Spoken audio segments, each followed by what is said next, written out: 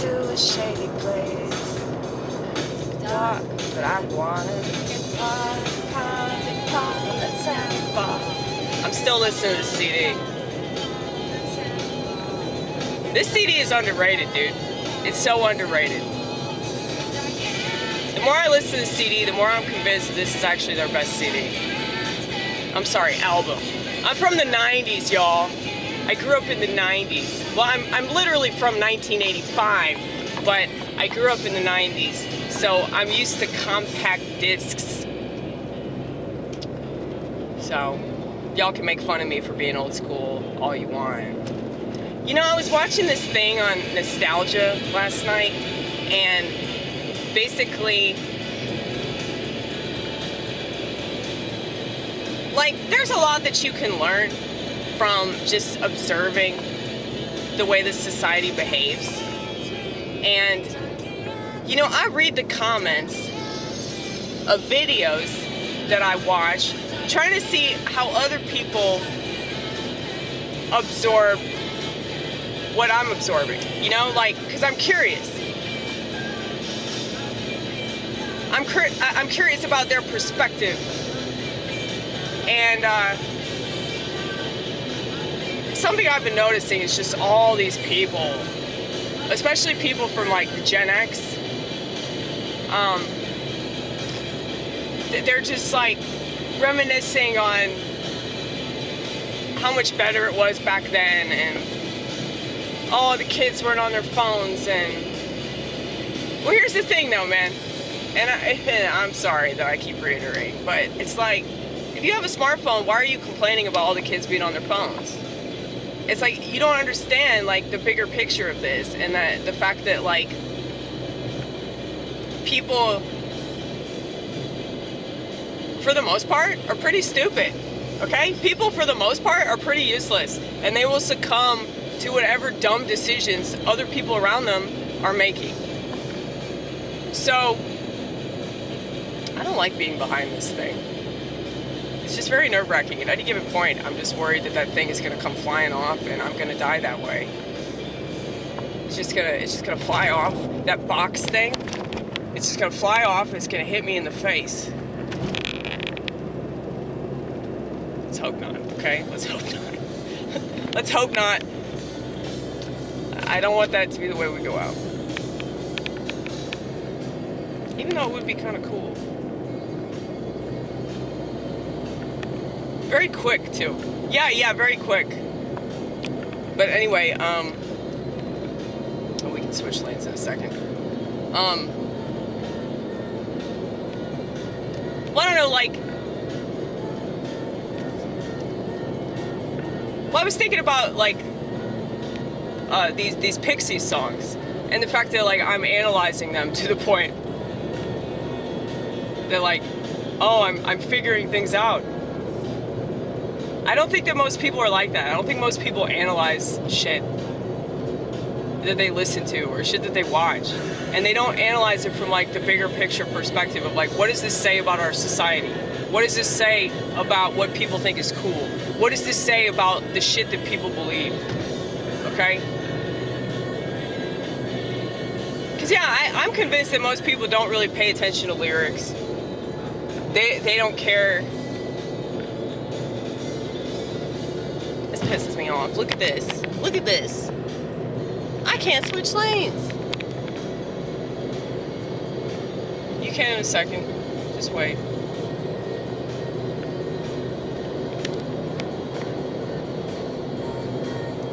But yeah, I feel like people just don't pay attention to stuff unless they're told, pay attention to this. Okay, can I go yet? Can I go yet? Oh my god! Don't take the Lord's name in vain. Don't do it. I know I gotta cut that shit out.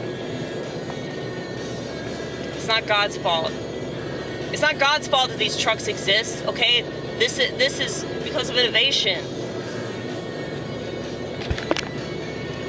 But yeah, I just find it really, really hypocritical that people complain about how stupid society is, when it's like, you contribute to that. You use the same products that they use that make them dumb, okay? Just because you know how to use your smartphone appropriately doesn't mean that the rest of society does. So I feel like it would mean a lot more, like your complaints would actually resonate if you weren't such a fucking piece of shit hypocrite. And I can say that because I still have a flip phone. Shut the fuck up. It's true though. If you practice what you preach, you can destroy society. Because the complaints that most people in society make have a lot to do with things that society chooses that they could have avoided.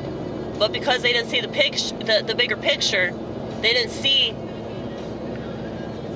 that society was already stupid before smartphones, and society was already useless before the internet, and society was already obsessed with identity before the left made everything about identity.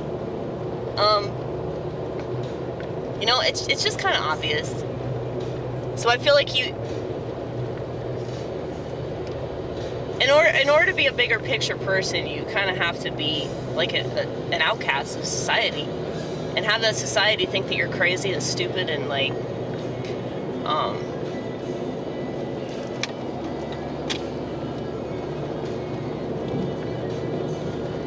think that you're like exaggerating.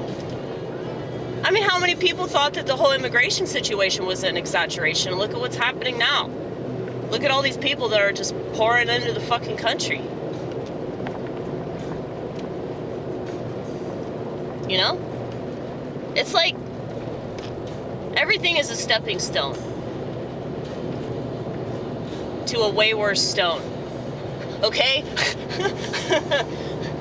and like, I just feel like if people really want to be taken seriously, they need to like give up all the stuff that they think they can't give up. So like, this whole system that we rely on,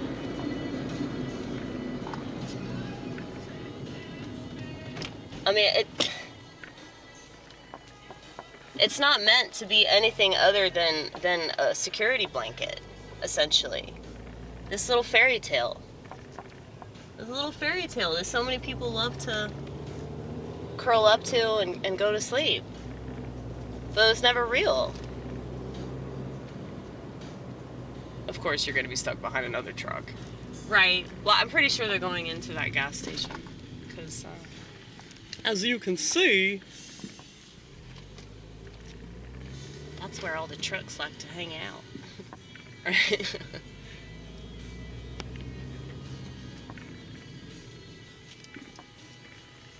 But, you know, it's like if you want things to get better, you have to be the example of what you want to see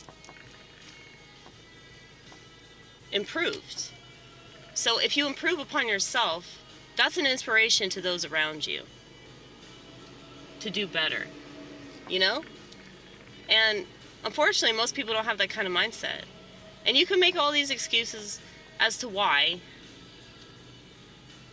but it's really a lack of faith. They have faith in all these things that are just absolutely terrible. They have faith in lies. They have faith in actors. They have faith in people that read off of a fucking script. But they don't have faith in something that has always been here and will always be here.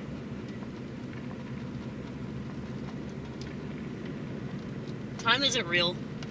I know we talk about this a lot, but yeah, time is not real. So remind yourself, there is no future. God is the future that they promise, okay? Because God is still gonna be here tomorrow, okay? Whatever the fuck tomorrow means.